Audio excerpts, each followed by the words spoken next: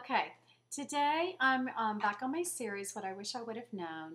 And today I'm going to talk about raising what I wish I would have known when I was raising children. I'm going to do one on teenagers. I don't have it all figured out, but this one is raising children. Um, I've raised three, and they were all three totally and completely different from each other. Um, to where it's almost crazy. They're so different. I mean, I don't know how they grew up in the same house, but uh, this is what I wish I would have known. Excuse me. Um, Number one, I had a great time raising my kids. I didn't think it was extremely difficult. Um, Now, this is when they were little. It does change when they get older, but when they're little, I don't know. You just kind of have control of their lives, and it's it's it was fun. I think we had a good time with them. One of the best things ever that we did as parents, because our children were spread out quite a bit, when we moved to Florida, it was a big move, and we promised them that we would put a swimming pool in the backyard of the house that we were building, and we did do that. And because everybody here has pools, almost, like I would say a minimum of 50%, but it's probably more like 65%. But the other thing that we did, that we did it for years, like probably 6 years in a row, we bought Disney World um, passes to go to Disney World as much as we wanted, because it was just an hour away. And the good thing about that is that all three age groups, well, the older two were 4 years apart, and then the youngest one, but we all loved that place equally. So it was a great place to go. So one thing I would do if you have kids is try to find something that everybody likes that you can do as a family. We were also kind of big on not always having everybody bring a friend.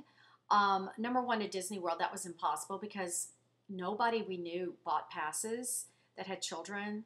And it's up to $100 a day now to go. So you couldn't really take a friend because you were either going to pay the $100 after you'd already bought passes for everybody, forget about it, or they had to have a pass. But we were not big on taking friends to vacations or anywhere. Now, our youngest, since the other two are moved out of the house and have been for years, she does bring friends places.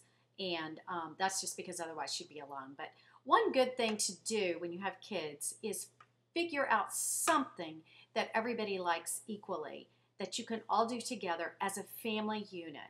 And I just think that's a really good thing to do. And it's important, I think, to just spend time as a family, not always with friends over all the time, because that just changes the dynamic a little bit. Um, let's see. A couple of these things that I've written down for kids really fit teenagers more. One thing that, well, that's teenagers too. Gosh, it's hard to say. I'm having a hard time with this one. Well, discipline. Okay, yeah, there's a big one. Start when they're young. Start as early as they are doing things wrong that you told them not to do. Start when they're young. And I think the most important thing is to demand. Demand, I guess, is a weird word to use, but and earn is a weird word to use too, because innately you should have their respect just because they're your parent. But you have to teach your kids to respect you and speak to you in a respectful manner, always. Like, we never had a household where a child was never allowed to slam the door. I don't care how mad they were not going to slam the door. They were never allowed to. They talked back some. I mean, I would listen. I certainly gave them their little spiel time, but they always did it respectfully. They were never allowed to like yell at us. They just were not allowed to be disrespectful in any way. They may have tried it, but they certainly didn't get away with it. They couldn't ever just go out and get in their car and drive away because they were mad. Forget about it. Give me your car keys because you're not going anywhere because I own it anyway. You know what I mean? I just say disciplining when they're young is so much easier. I've seen parents wait till they're teenagers, and it is a nightmare. I'm not saying mine were perfect teenagers, but there was this respect and behavior built into their DNA from very young. So don't. One time we had to punish one of our children. It was a bad punishment, okay? But that person had done something that they had to have a really big time punishment that they felt, and that was painful. I don't mean painful as in a spanking. I'm not going to get into whether I agree with spanking or not, but I'm sure you can guess by listening to me. But this wasn't that. This child was older. And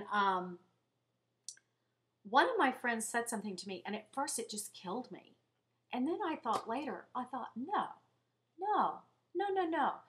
That you took this whole thing wrong. I told her about the punishment, and she just looked at me. She goes, "Oh, I just love my kids too much to punish them like that." Now, this punishment didn't change this child's life. I don't mean that. But I loved my child too much not to address the issue. But what she said really hurt my feelings until later I really had to think about it. And I thought, no, I love my child too. And maybe we're approaching it differently, but I had to get past that.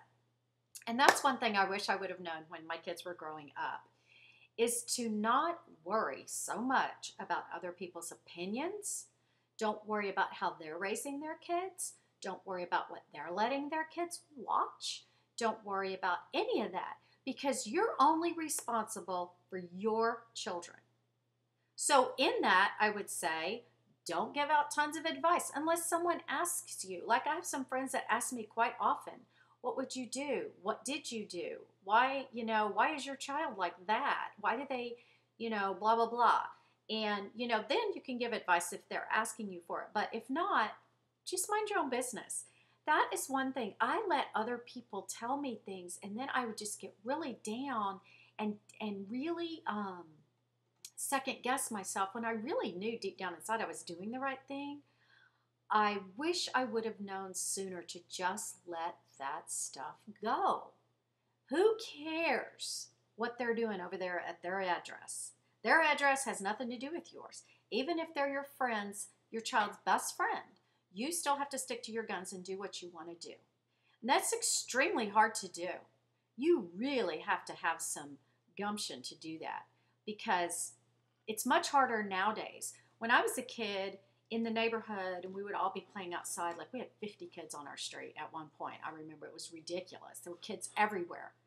But basically, all the parents were in agreement of the basic rules of life. Like, my mom would never have to worry if I was across the street at so-and-so's house playing that there was going to be something bizarre allowed over there. Everybody was on the same page, pretty much. But there also, back then, weren't a lot of pages to be on. Because if you were over at your friends watching TV, your parents knew you weren't watching anything bad, because there was nothing bad on TV. There were no VCRs. I'm aging myself now. There were no DVDs. There were no computers. So, in a way, there was so much safety just in that very fact. Now, when my kids were growing up, there wasn't a lot of computers yet, but there were a lot of movies, and there was cable TV and movie channels and those kinds of things. My theory on all that was my job as a mom was to protect my children's innocence for absolutely as long as humanly possible. Now, I don't mean I never let them watch TV. I never let them go to the movies. I did. They went to regular movies like other people, but they didn't see inappropriate material, in my opinion, until they were older. That I knew of, if you know what I mean.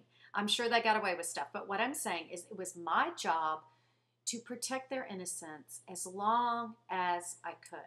I don't think it's appropriate to let these little kids watch some of these movies with, even if it's sexual innuendo. Why are you letting that go into their head? They don't understand it, and their innocence is just being chopped away at such an early age. I'm getting off my soapbox now. But what I'm saying is, you have to do what you have to do. You have to fight for your kids. You have to decide what's appropriate and what's not. And if that kid is going to someone's house and you know they're playing inappropriate stuff, you either have to not let them go, or you have to sit down with the mom and say, is there any way when my child's there that y'all don't do that? And if she says no, then she's probably not a good friend. If a friend asks me, not like my daughter doesn't want her daughter watching certain cartoons, of course I am going to adhere to that 100%.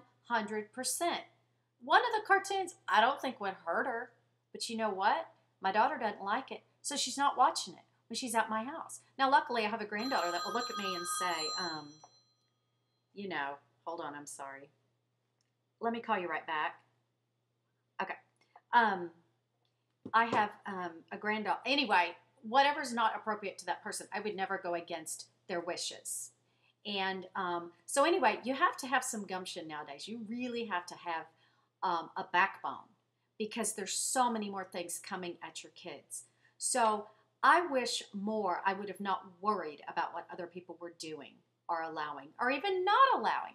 I homeschooled for years. Let me tell you, that's a tough crowd. There was a lot of things they didn't allow that I did allow. So they were looking at me like I was the wild mom. And believe me, I wasn't. But that was just my opinion, okay? But when their kids were at my house, I totally adhered to what they wanted. And so I guess what I'm saying is just have your own peace of mind and make these decisions with your husband. Make these decisions together of what's going to go and what's not going to go. What kind of attitude the children are going to be allowed to have, how they're going to be allowed to speak to you. And another important thing is to have a united front.